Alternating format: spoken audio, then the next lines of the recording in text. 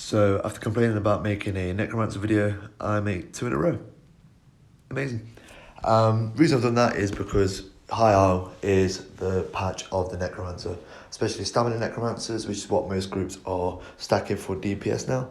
I'm going to try and keep this just about the build. We're not going to talk about where the game's going in the future because, well, there's nothing positive coming out of that discussion because it's going to be a train wreck.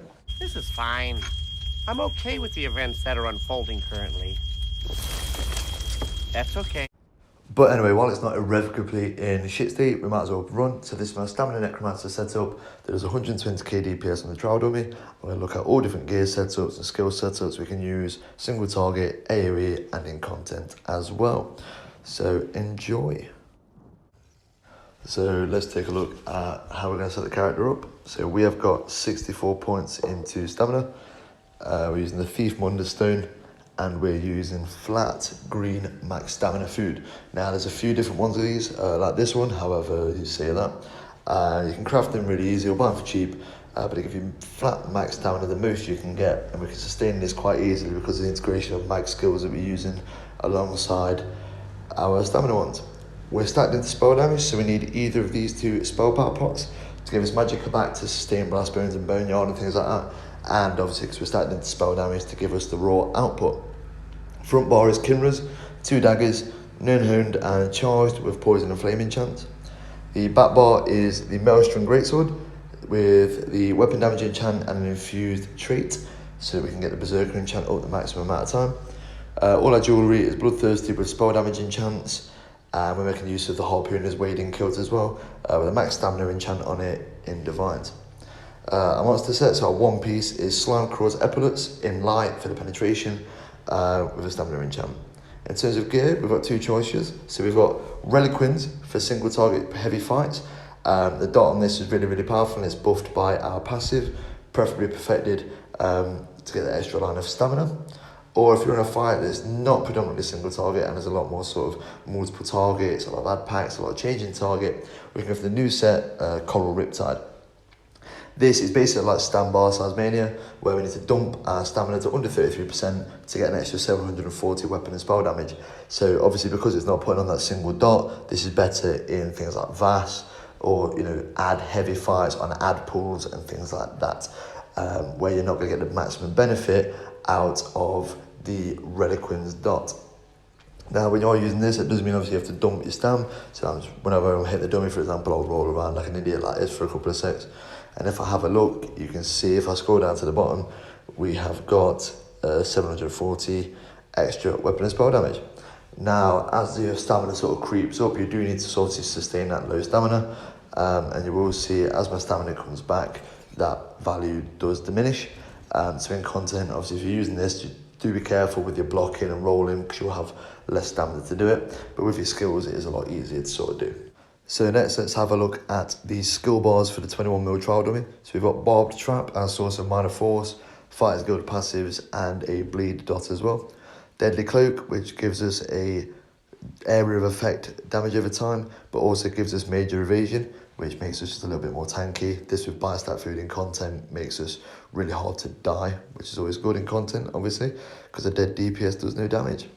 Detonating Siphon boosts our damage just by being on the bar. It's a good area of effect dot and also a semi-spammable. Stalking Blastbones, we're going to cast this every 2 skills. So Blastbones, skill, Blastbones, skill, until the thing is dead. It's also a source of corpses for our Siphon. Avid Boneyard, on the dummy we use this so we can use our own synergy. In content you swap this for Unnerving for area of effect breach. And Flawless Dawnbreaker you'll never use, I should say, for the Fighter's Guild passives. We've got Stampede for our Merciless Charge proc from the Maelstrom 2-handed on the back bar. Carve, we want to get this up to 3 stats because it doesn't do more damage anymore. It just keeps the time longer. So we want to keep this up as long as we can, and we get a nice little damage shield off it as well. Here we've got 2 choices. So we're either having Mystic Orb if we need more AoE and Cleave. So if we're sort of like expecting the synergies. Or we can use Scalding Rune as well if you need like a mag semi-spammable. And it's a bit more single target. On the dummy, you literally get the exact same with both, so don't worry about that. Next, we've got the skill that took me like 5 takes to actually pronounce, Anti-cavalry Caltrops. This is just like a stamina dot, big area of effect. Don't worry about the mount bit, that's just like a PvP thing. That means, well, fuck all for us in PvE, really. That's just there for a bit of extra area, an extra dot that costs stamina instead of magicka. And then Skeletal Archer, we're using the Stam Morph. Damage ramps up as it's active, so don't cast it when it's not run out, let it die, and then recast it so you get the most out of each shot, ramping up its damage. And then finally, Shooting Star for our single target ultimate. Really, really powerful if your target stays within the area of effect for the entirety of the duration. Or if you're not, able to use this, say you're on like major vulnerability duty, you'll use Colossus, and I'd probably use the other morph, Pestilent. This is just Glacial because I was a macro. But if you've not got someone with Turning Tide, keeping up major vulnerability, obviously you'll need to use your Colossus instead. So next, let's have a look at our champion point selection, specifically the blue ones, because let's be honest, they're the ones that matter. And for our slottables here, we've chosen Biting Aura, Thaumaturge, Wrathful Strikes, and Backstabber.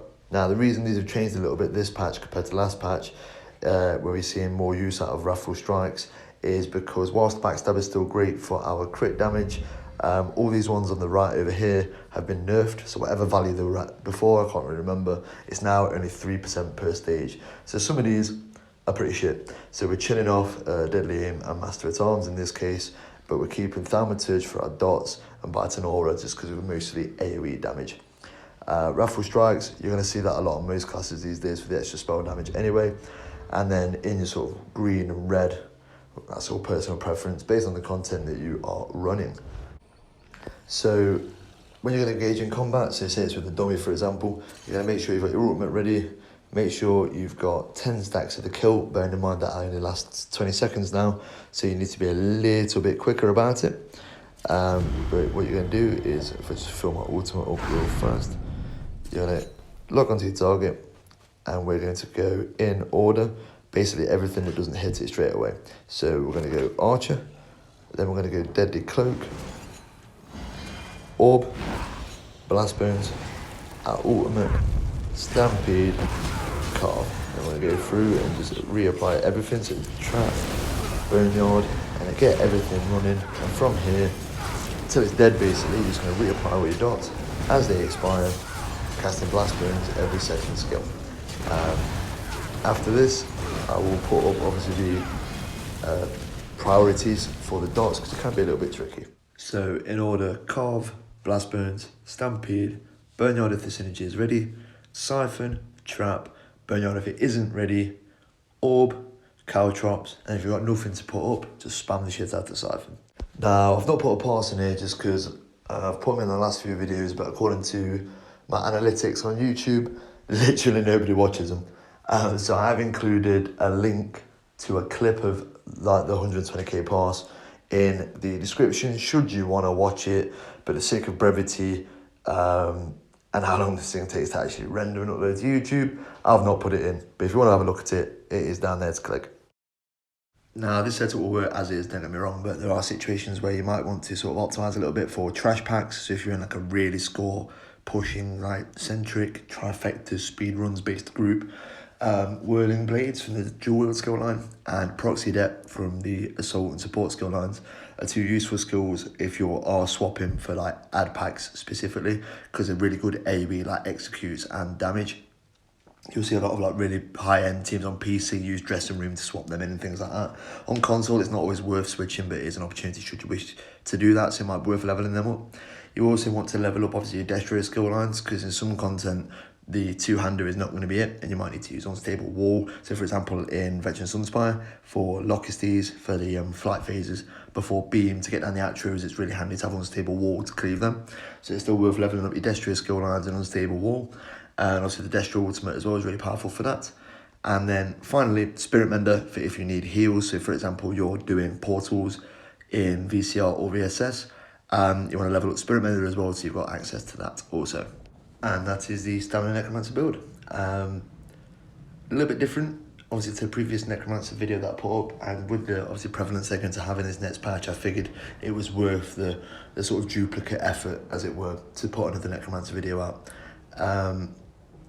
If you've enjoyed this, obviously please do feel free to share with your friends, like and subscribe. And I have made an effort to sort of take on some feedback that I had before that I'm pretty hard to understand. So for a bit of background on me, I've boxed for years and years and years, and I've been punched in the face a bit too much. So I slow my words a little bit. I'm also from the Midlands, and with my job I move around a lot. So I picked up some weird accents and dialects and things like that. So I have tried to make this a bit easier to understand, but obviously if it's still in a shit state, please do let me know in the comments, and obviously I'll work harder. I'm also recording this on a phone. I use iMovie on my phone to record this shit. And basically just talking to the phone in a quiet space that I can find. So obviously eventually as this picks up, I will invest in some kit and it will get a bit better. But thank you for the support so far.